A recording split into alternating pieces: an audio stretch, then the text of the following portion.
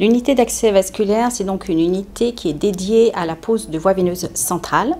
C'est une unité qui a vu le jour grâce au protocole de coopération entre professionnels, c'est-à-dire que nous pouvons poser des voies veineuses centrales en tant qu'infirmiers grâce à la délégation des actes médicaux. C'est une unité qui a vu le jour donc en 2014. Nous sommes 6 infirmiers anesthésistes et 2 infirmiers. Nous posons à peu près plus donc de 3000 voies veineuses centrales par an, principalement des chambres implantables et des PICC lines, ce qu'on appelle les cathéters insérés périphériquement. Ce sont des cathéters qui sont insérés dans le bras. Pour les patients qui sont essentiellement pris pour la chirurgie digestive, ce sont des patients qui arrivent en ambulatoire, donc ils arrivent directement de leur domicile. S'ils habitent trop loin, ils passent par la maison hospitalière, la maison Saint-Jean. Et lorsqu'ils arrivent dans le service, c'est notre aide-soignante qui est vraiment l'interlocutrice principale qui les accueille, leur demande la première chose comme document, c'est le fameux document sur la délégation des actes médicaux. Il faut bien sûr qu'il soit rempli puisque le patient doit être d'accord pour que ce soit un paramédical qui pose cette voie veineuse centrale.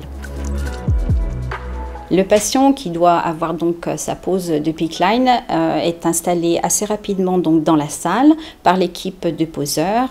Donc le déroulement du geste est expliqué par l'équipe des poseurs.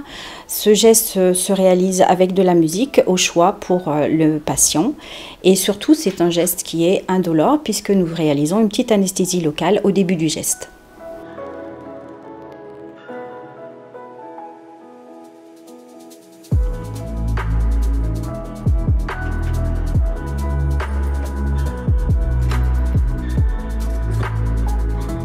Lorsque le geste est fini, nous lui donnons le compte-rendu, la carte de traçabilité du dispositif qu'il doit garder sur lui et puis bien sûr un prestataire de service s'il en a besoin, s'il a besoin de faire des pansements avant sa chirurgie. On lui donne aussi des indications pour prendre sa douche, soit on lui propose des manchons à acheter ou justement des conseils sur les films plastiques puisqu'il faut protéger ce pansement.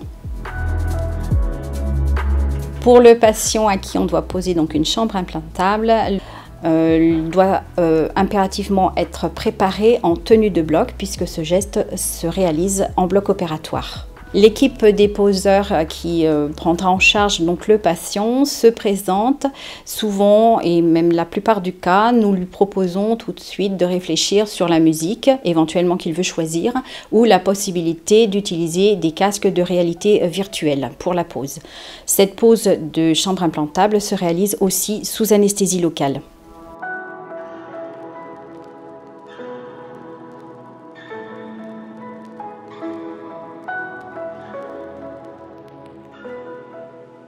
Ces chambres implantables nécessitent des contraintes et notamment des pansements pendant 10 à 12 jours. Donc nous lui donnons les consignes avec les ordonnances, le compte-rendu opératoire, la carte de traçabilité du dispositif. Lorsque le patient a toutes les consignes, on vérifie qu'il a bien compris, il reste en surveillance à peu près 30 à 45 minutes. Et après, lorsque nous avons bien vérifié le pansement, le patient peut repartir à domicile. La durée du geste est différente selon les dispositifs posés. Pour le PICC line, entre l'entrée et la sortie du patient en salle technique, nous comptons à peu près une vingtaine de minutes, alors qu'effectivement la pose d'une chambre implantable est un peu plus complexe. Cela nécessite à peu près 1 heure de geste entre l'entrée et la sortie du patient au bloc opératoire. Le patient a nos coordonnées, à tout moment ils peuvent nous contacter.